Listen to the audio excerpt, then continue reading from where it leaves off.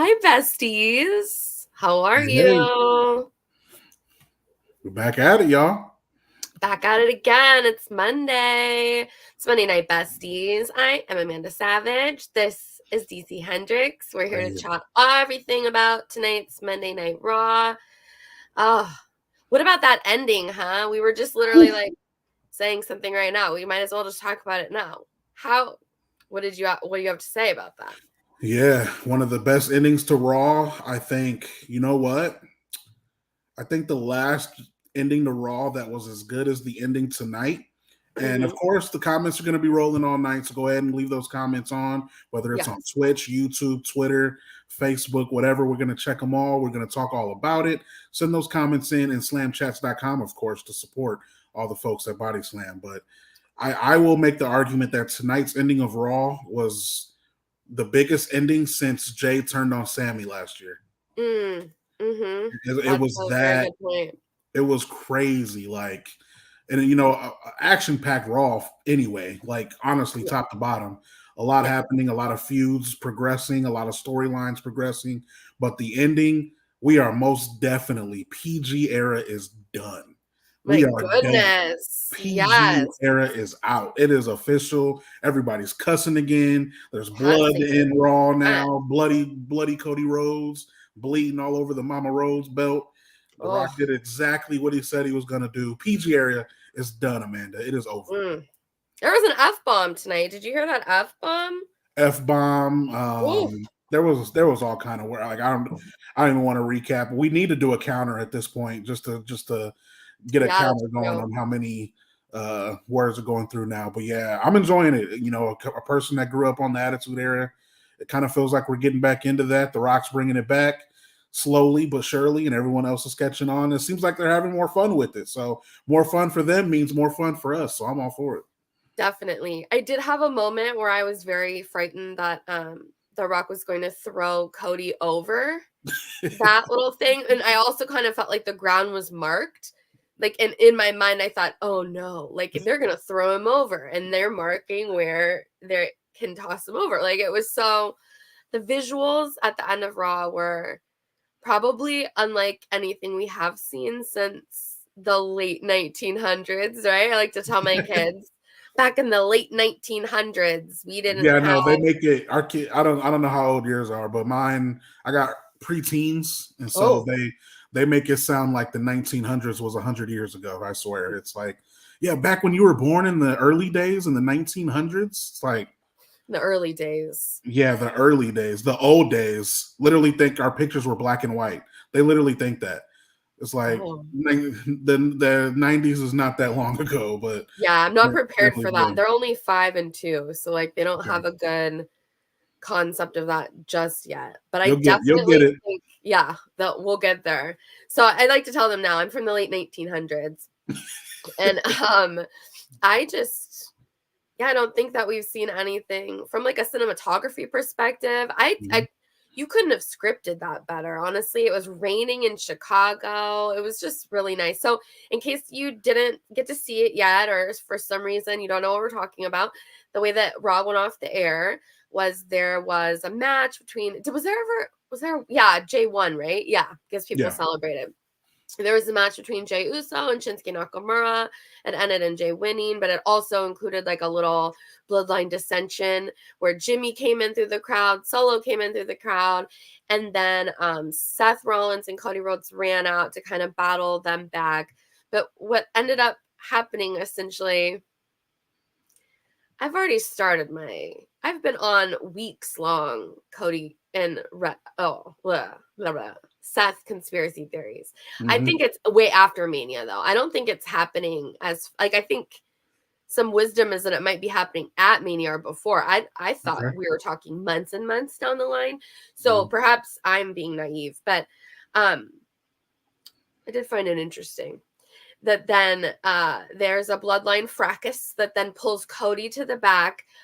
Solo popped back up, but I didn't see Seth, so I don't know what happened with Seth. But Yeah, it seems disappeared. that's odd. I Hmm. wonder. That's weird. I don't Yeah, know. So yeah. Conspiracy theorists, where you at? I mean, where did Seth end up? What happened where to did him? Seth go? Did he go What was home? Seth Did he think doing? Raw was over? Like, I'm just joking. The entire time. Like, that was like a 5-minute long beat down too outside. Okay, presumably you can walk yourself through it in storyline. Like, there's probably a way that it was, you know, like a reason why he didn't go help or no one came to help. And Sami Zayn was just like effed off, didn't care about the righteousness of the babyface alliances anymore. But nevertheless, the final boss, essentially, Cody got lured in the back, and then The Rock appeared. There was like a big, Jeffrey. There you go. Yeah. There you go. He was still down for the count. From that, huh? He was still down from that. I mean, what? So if he hits him with that at WrestleMania, he better get pinned 1, 2, 3 because that was about 100 1, 2, 3s as long as he was out there. That was 100 1, 2, 3s. Okay, so that's fast. If that's true though, that's the hole. That's the plot hole I wanted closed. So yes, it's within the realm of comprehension that he was laid out from that. So I'll keep my conspiracy to myself. But The Rock is just like really beating Cody's ass. Are we allowed to swear? I don't think PG is done, Amanda. PG is done for them. It's done for us. Oh, geez. That's the rules. No. I don't make the rules. That's true. The Rock makes the rules. The Rock makes the rules. You F with The Rock. Okay, I see this. Hi, Andrew Fuller. I missed an F-bomb. There was an F-bomb. It did get muted. I don't know. I do think it depends on how you were watching it. I was watching on a USA stream, so it was muted for me. But I do think that sometimes when people are watching from outside of the country, it isn't always muted. So yeah. I also think that after a certain time, they are allowed to say the F word on those channels. So like, because it's on cable and was it after if it's after the 11 o'clock hour, I think technically they're allowed, because that's how they used to have like the Better Call Sauls and stuff that would air the second airing that would have the full cusses in it. So anyhow, they're yes. If you want to read an article about that, which is slightly how we were late to starting the show tonight. I seen Dustin's tweet right before I got on. Yeah, so Brandy and Dustin were not pleased.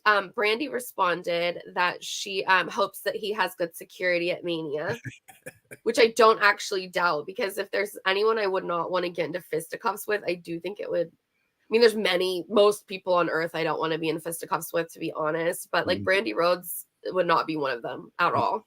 No, thank you. That doesn't sound fun at all.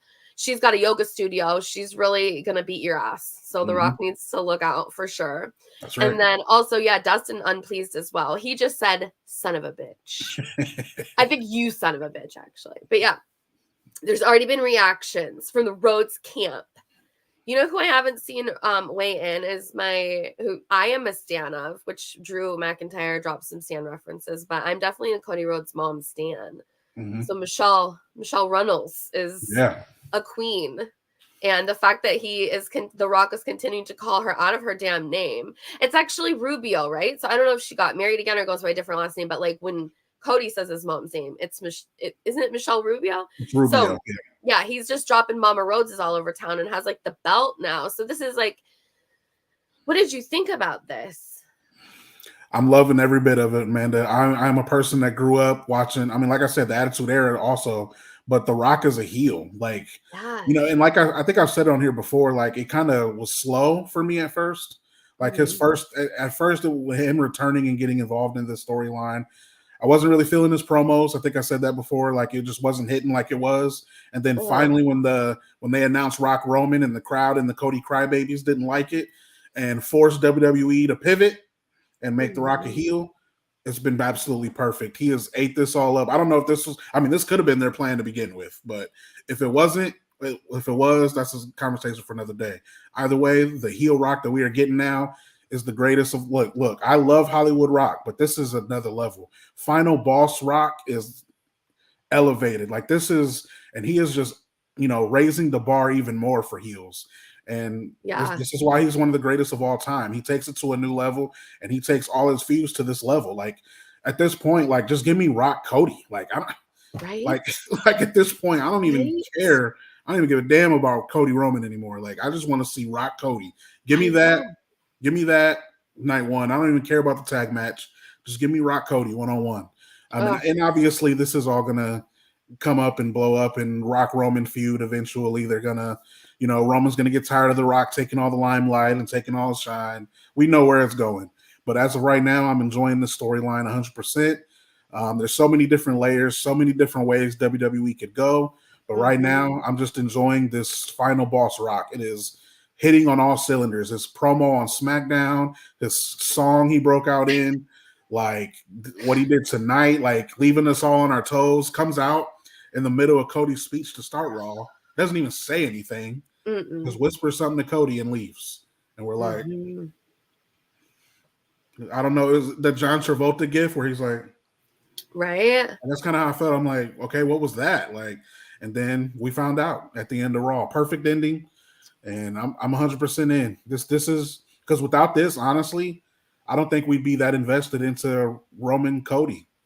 I really don't. Without the Rock layer and what the Rock is doing, I don't think this feud would be as exciting. That's very true. It feels like, man, what is it, like rising tide raises all boats? Yeah. Right? So like this is good for all of WWE. This is really like the way that Raw ended. You can't have Raw end like this once and never do it again. Yeah. Right? I mean, they are every week, I think, even in regards to like, I don't know, what is that? Is that cinematography? Is that like art direction?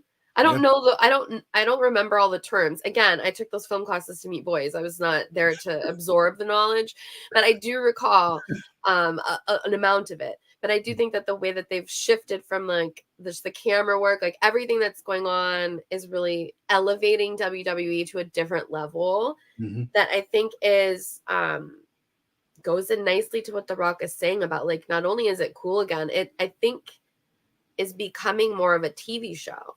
And that is perhaps a controversial take. I'm someone who appreciates this as an art form. And in my ideal version, in my flavor of professional wrestling, it's a TV show about wrestling and sports. Yeah. And for other people, it's like a sport that like a TV show about, you know what I mean? Like it's a totally flipped. It's like they want sports, a televised version of their sport. And for me, I want a TV show. And I think that the last couple weeks of Raw, especially, have shown a completely different side to what's going on as far as where we're headed in the future, like what that direction looks like. Because it definitely, I think there's people who like know how many minutes of wrestling there are and like per, all of that stuff. And I think that's a valid criticism if that's the thing that you love. Right. But like the last 5-10 minutes of Raw tonight were the stuff that I love, and it was definitely not like at all. Everything I enjoyed the most happened outside of the ring tonight, I would say.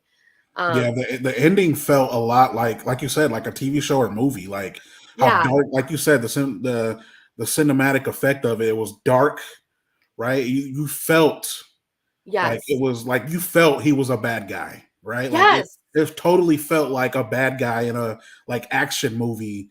Like just beating up the hero, beating up the main character at the end. He's all bloody. He's looking for help. There's nobody there to help him. Perfect ending. And if you're a person that loves storytelling, then there's no way you didn't love the ending of Raw tonight. This is true. It was a good one. So let us know what you think. What's going on in the chat? Who's here? Let me click around. He didn't have to. He did not. You're right, Jeffrey. He did not have to spit at him. Oh my God. It was quite violent. Like, and I am not someone who is super, I mean, I get a little yucked out with certain things in AEW, to be honest, but other than that, I don't get too thumbtacks make it all interesting. Yeah, right. They love thumbtacks. I'm like, oh, I don't need that. But even this was like, oh my God, I did feel that same sense of, he even said a couple times, like, is this your hero? I also felt like, no, I'm not going to talk about that. Never mind. I'll tell you later. I'll tell you. Oh, I don't need to tell the people. That's a good. I'll tell you. I'm not going to tell the people. We got to start a Patreon for the after hours. Yeah, we do actually. They can get all the off-air discussions. The Besties After Dark. That's right. Get all of my deep commentary on things that I have no business speaking about. But yeah, I'll tell you later. So it was a pretty excellent show. I think something else that while it was happening, I was thinking like, oh, I can't wait to talk about this. It's 1 second, Jeffrey. We do. Honestly, we do. Yep. Yeah, we do. Yeah. I still want I want a Cody Crybaby trucker hat. Like I'll just make it. They're not gonna make me that. I'll make it. It's okay. But yeah, that makes me laugh. Like, but I just want like an embarrassing where it's like Crybaby.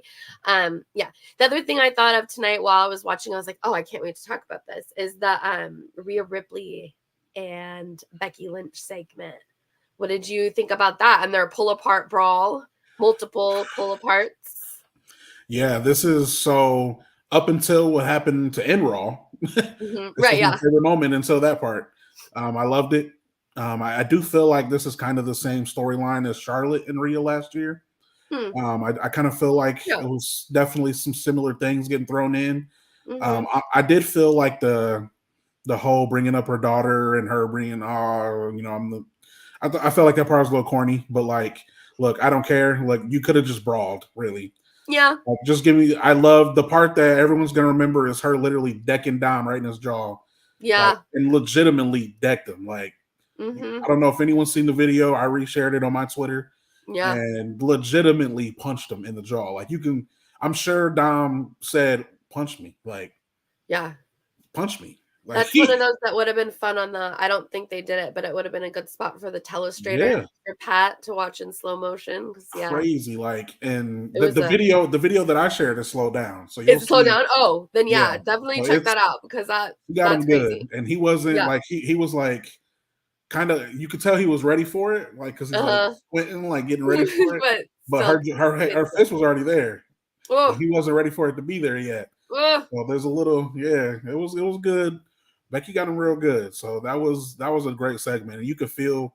I mean, once they started brawling, this is what we want. This is what I want out of Io Bailey. That's what I've been asking out yeah, of that feud, and we finally got it, at least in this feud with Rhea Becky. I just feel like there's, this storyline has been lacking a little bit, so I'm glad that tonight they finally decided to spend a little bit of time on it, because up until this point, Becky's still fighting Liv and Nia Jax, and still fighting those ladies, and then we finally get it tonight. Finally get the standoff. So definitely a favorite part of my night for Monday Night Raw tonight. I'm ready for this match more than ever now. We'll see what happens. Everybody, the consensus believes that Rhea will win this match and retain, but I'm not so sure. We'll see. But I'm ready, and this feud is brewing now. yeah. They're really. I think they've kicked it up. I do think it was getting a little. It's getting a little tedious for me, honestly. Like, why are they not dealing with each other? But now that they are, in fact, face to face, it was probably for the best, because I do think that some of that actual intensity would probably have worn off if they had had a bunch of these in-ring situations together. I also thought it was kind of a sweet moment where when Becky gets genuinely fired up about her dad never having met Rue, they kind of had this like really short shot of, it's just like a tight shot of Rhea, but you can see like in her own eyes that she herself is trying not to well up. Like, it's like her eyes are glassy enough that you kind of, for me at least, it had this moment of like, oh, these humans don't hate each other, like this is not, oh. And so I do think that if there had been 10 interactions, it's possible that that admiration would have been difficult to veil. Gotcha. So it is very likely that this was very strategic, because I don't know how, sometimes you can have people who are going against each other, like in a segment we'll talk about next. You can actually, I believe Seth Rollins does not like CM Punk. Like, I believe that. I actually don't believe that Rhea and Becky dislike each other. I think there's probably a lot of mutual respect and admiration there. And it kind of like shines through in a way. And so now it has made me think, oh, this perhaps was a strategic choice, because it's more difficult to portray this like genuine animosity if it's actually not quite there. But I don't know. What do I know? Like, they may actually hate Which each is other. why we needed the brawl. That's We exactly needed the why we brawl. needed it. But one thing that I wanted to, pose the question for you in the chats. Am I the only one that thinks, and I hate to say this because I'm a big fan of him, I don't think Rhea needs Dom anymore. Yeah, I don't think so either. Like, I feel like, and I mean this in the I don't want to say nicest way, but like, it's not even that she doesn't need him. Like, I don't believe he needs her anymore. Like, I mean, I feel like they've both surpassed what that was supposed to be. And I also think it's difficult because the crowd genuinely loves her. Right. And genuinely hates him. Right. And I do think that keeping the pairing together, if you have to, like, if you have to keep them together in order to get her any heat in front of the crowd, like, I wonder if that's because otherwise it's just like, yeah, we love Rhea. You know what I mean? Like, yeah, like literally, you've seen it tonight. I would like to see them. She's talking and doing her promo, and then she's like, "Tell him, Dom," and it's like it quickly goes from yeah, boo, like immediately, like you know, I don't know. I just feel like not only has she reached top dog status, top level, but he has too as a heel. Like he is really, one of the most hated superstars in WWE, while she is one of the most over superstars in all of WWE, in the ring and out of the ring. Yeah. So I don't know. Tonight was one of those nights where I was like, I mean, other than him getting the punch, I guess that helped. The feud. I always like to see Dom get punched in the face. So a lot of people are probably on your side on that. But I guess other than taking the punch tonight, I just feel like, I don't know. Maybe it's just me. I'm just not feeling those two anymore. And I just don't think, one could even argue she doesn't need the Judgment Day anymore, but like, that's a whole I kind of think it's more like that. Like, I think that she almost needs to she should split off in her own thing, leave those guys perhaps to their own turmoil, depending on how their 6-pack ladder match goes. What was it tonight? Oh, Ricochet again. Ricochet has just beat the ass of every Judgment Day member at this point, right? Making a fool of him. I mean, he hasn't got to do anything to Finn or Damian yet, but he has pretty much alternated JD and Dom. I see. Made both of them, one of them, whichever week they decide, made them look like fools. And this week it was JD McDonough. So once again, that's an interesting one. So I don't know. I feel like WrestleMania is very much like the season finale of things. I wouldn't be surprised to see some sort of faction breakdown with Judgment Day. I feel like it's possible the entire faction has run its course, but I don't know. I mean, I'm sure there's a counter argument for that I'm just not thinking about. But wasn't there one wrestler? I want to pose this question to the chat. There was one wrestler that ran out of time with the Money in the Bank. There's one in history. I forget who that was. Does anyone remember which Money in the Bank winner ran out of time? Because it really feels like Damian is on the same course. Like I haven't even seen the briefcase. like I'm sure like they haven't even shined any light on it. They haven't teased it. Honestly, since when was the last time they even teased it? I don't even think it was War Games. I think it was before War Games the last time they teased it. But either way, like, either do something or he's just going to forget about it. But I was trying to remember which superstar it was, but I can't remember which one it was. But yeah. Let us know in the chat. Jeffrey, Google it. Who else is here? Yeah, it's like, I'm with you on that. I think either Rhea's just outgrown all of the Judgment Day, or at the very least, the whole Rhea Dom thing. Yeah. I could see where that may be coming to a close. Yeah, okay. There you go. See? Again. That's what's up. A lot of people do. I only remember about it because I just did like an article that was like a quote that he gave on a random podcast. And I'm so sorry. I can't remember which one. But it was like, he was just like, no, I'm chilling. Like I literally was like, I'm chilling. I have until July, like it's until Money in the Bank. Like it goes for that full calendar year. So I'm still plotting. Like I'm still thinking about it, kind of a thing. So I know it still exists, but yeah, it's been a minute since I feel like I've seen it on television and things. So maybe that's the element of surprise. We'll see. Maybe that's what we're not talking about with the Seth Drew match at WrestleMania. Ooh. We'll see. That's a good point. So there was a spicy segment. It was a 2-article segment for me tonight. That's when sometimes stuff is something very. Shout out Amanda on the grind, folks. Writing articles, hosting post shows, like That's why Oh, she's the GOAT. you know what you should do? You should go to slamchats.com, support the That's right. team.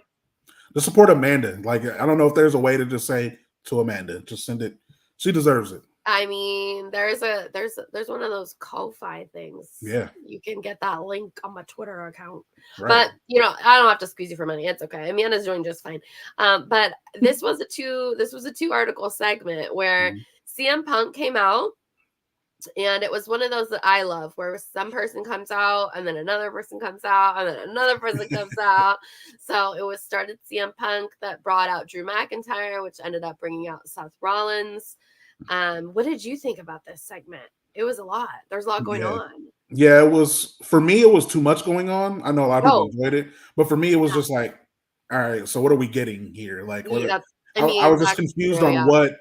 I thought we were gonna get something. I thought we were gonna walk away with like special guest referee or triple. I thought we were getting somewhere with it, but instead, just I think, showing that CM Punk is almost back. I think it was what it was really all about. He's out in front of his hometown crowd. It was a way to, I hate to say it, but to sell tickets, right? Pack the house. Yeah. I think it was a way to include him and also forecast that immediately when he is coming back and when he is back, he's right in the heavyweight title picture. I think that's pretty much what at least that's what I got out of it. But I was, at first just watching it and watching all these guys talking trash and all these guys coming out. I'm like, all right, so triple threat. Like, I hate and this is what we do sometimes as wrestling fans. We get our hopes up too high, right? Like think Royal Rumble when we're like wanting all these people to return, and then it's like expectations, reality. We always get our dose of reality. And I think this is another one of those situations. I got my hopes up too high. Like maybe he's ready to come back and they make it a triple threat. But we'll see. I think, at least that's what I took out of it. I think it was a way for CM Punk to be in front of his hometown crowd, and it immediately puts him in a feud with whoever is the winner at WrestleMania between Drew and Seth. But I loved it. I did love it, and I love hearing Seth and CM Punk go back and forth.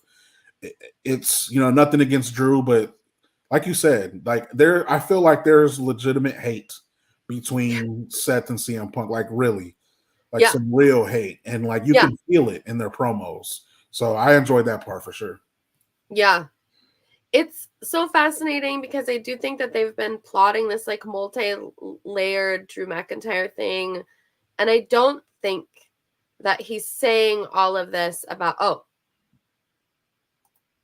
Carmella had the briefcase for 287 days. Was it that? I don't know. I think she cashed it in though, didn't she? I think she used it though. Yeah, I forget which one. I'll have to look it up after this, but because I literally look, this wasn't like this wasn't on the note sheet, right? I'm just it's just something that popped in my head. Like, look, I'm getting tired of them not with the briefcase. So if anyone knows though, maybe it was her, but maybe it was. I don't know. If anyone knows. So Drew McIntyre, I feel like he's not selling t-shirts with CM Punk's name on it without some kind of approval. But then there was this moment where CM Punk's like, I've never had to put someone else's name on my shirts to sell them, which made me feel like there was less approval and more of just like, you can't stop that almost. So I don't know. That felt like an actual moment of disdain, I would say. And then the other moment that was very interesting, and I don't necessarily know that Drew would have anticipated, or, I mean, maybe I am just easily worked, but for Drew to refer to himself as I am the chosen one, and for CM Punk to really pop back with and who was that? And like try to goat him into saying Vince McMahon kind of a thing, like to prove a point, felt very,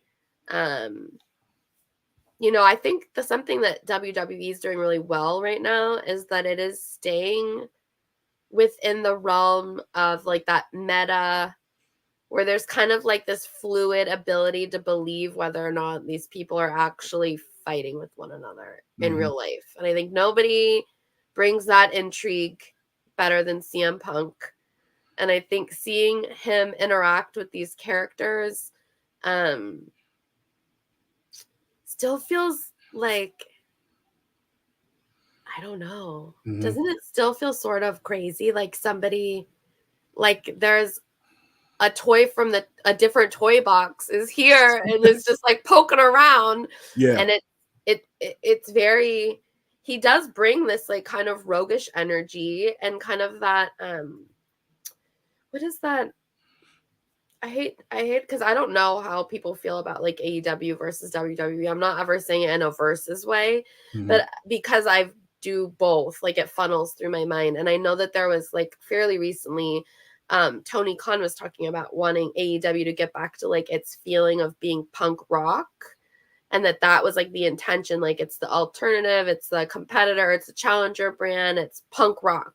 And I just feel like, for better or for worse, CM Punk brings such a chaotic energy to moments that you're like, this is punk rock. Like, this is the appeal of CM Punk, is that you kind of can't tell where the line is.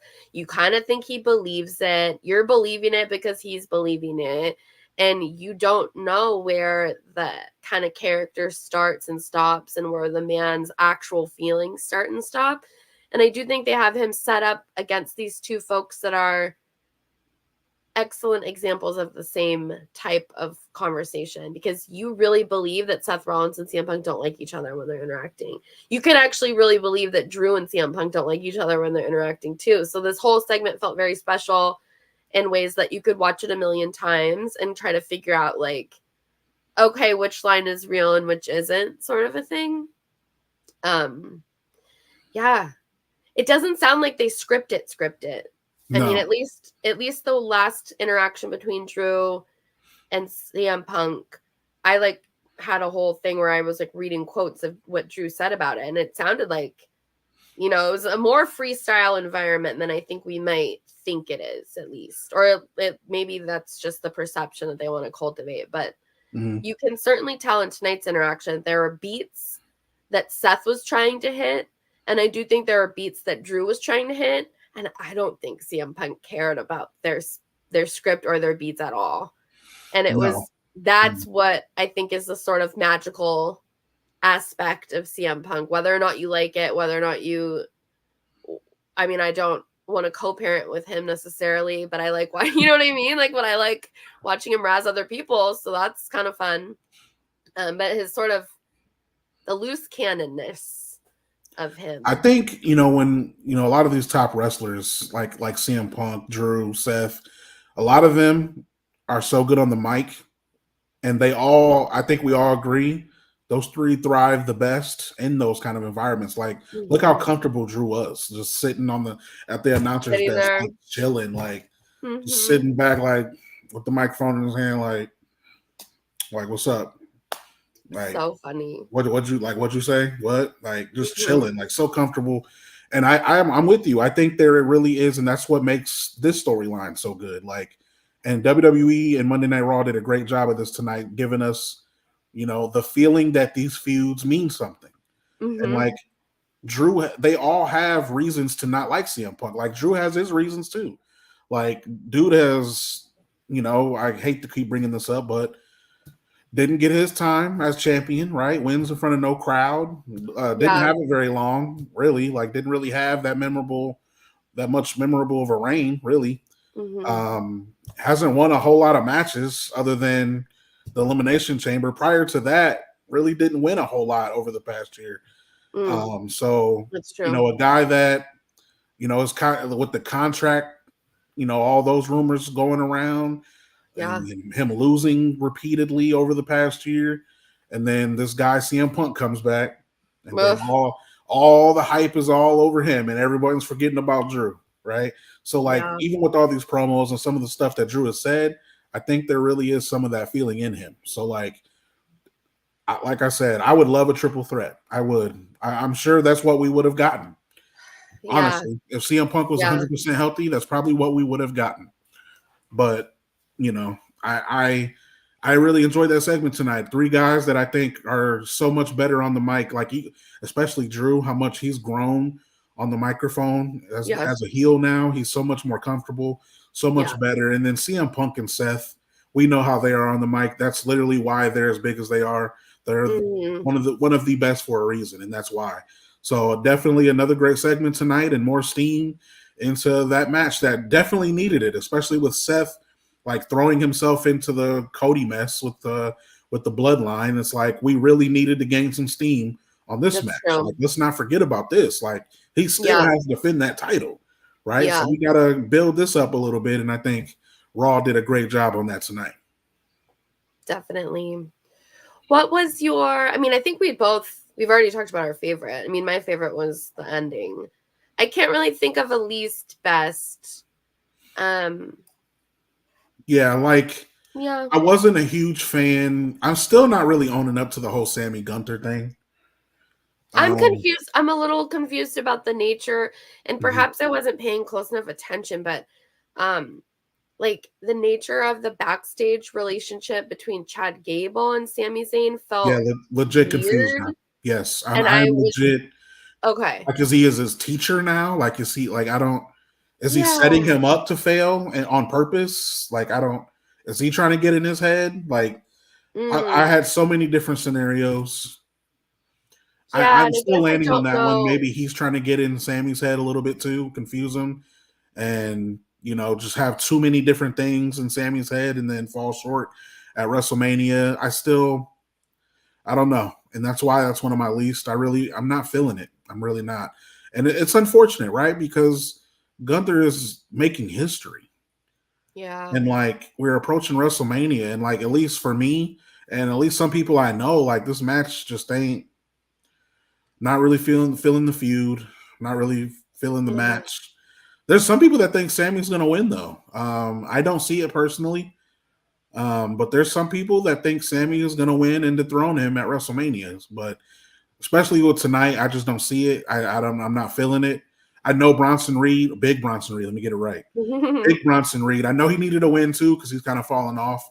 But definitely the whole Sammy Chad Gable backstage segment, the match with Bronson, I'm not really feeling it. Like,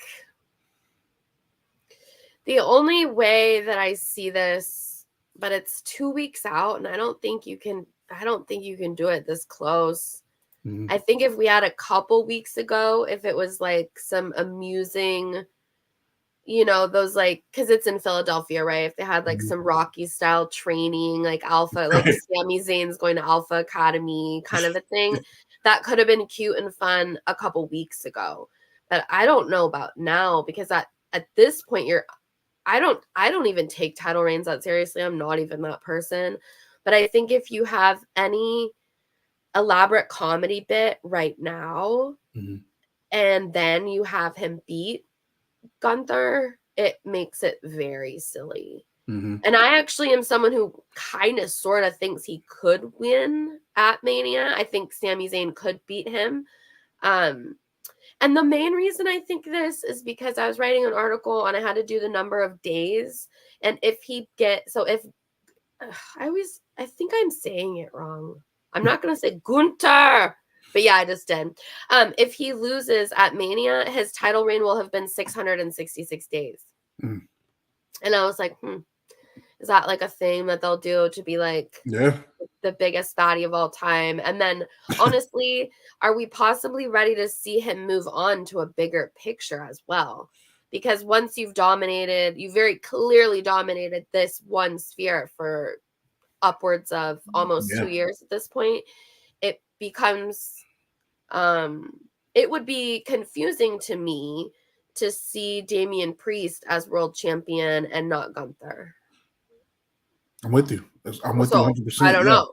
So that's my path forward for Sami Zayn. Like, I'm not sold on that idea. But yeah, if we go this route, I don't know about Yeah, all and that. like even And if we that's go kind that of what it route, felt like. And so it was a little confusing. It didn't feel comedic though. It felt very serious. Yeah, And it that's did. what was odd. Yeah, that's So why that I was was so probably my least confused. best too, is I was just a little confused about that. And yeah. Other than that, though, we're full steam ahead. Mania is coming in hot. We're almost We there. are getting there. We're almost there. A week. We are almost there. Well, not this weekend, next weekend already. Like, Yeah. Bring it on. And Raw tonight was fire. Like, I love It was good. It was fire. I mean, there's always going to be, in a 3-hour show, there's always going to be moments like I'm still not all in on the whole Candace heel turn thing. Like, I could have did without that. I could have did without Andrade. Yeah. Like, who did he even face? I don't even remember. Was it Kaiser? Giovanni Vinci. Giovanni Vinci. Yeah, like I could have did without that. Like, but other than that, all fire. The Jey Shinsuke match was kind of lackluster, but it made sense because it was pretty much just get Jey the win, get out of there, and let's get The Rock to beat the crap out of Cody all throughout the arena, all the way to outside. Let's say Monday Night Raw in cold blood.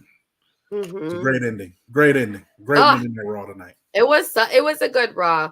It was a good Raw when I know that I don't like eat well. You know what I mean? Like I go, oh, I'm hungry. What time is it? And it's like after 7. Like it's already been 2 and some odd hours. And then I should probably have a little snack going on back here. It was a good one. Tonight was a great one. Okay, well, we'll wrap it up, besties. You know how it is. We'll end in a pep talk. It's the bestie pep talk. That's right. Today's pep talk is not for anyone. Today's pep talk is for me. That's right. Because I am a delight. I have this really cute Cody shirt that I realized just the top says undesirable. So if I'm just sitting here, it just says undesirable big. And I was like, I don't know about this. So I obscured my Cody t-shirt tonight. But besties, thank you so much for joining us. It is rough out there. There is literally some things in the air. There's eclipses and whatnot.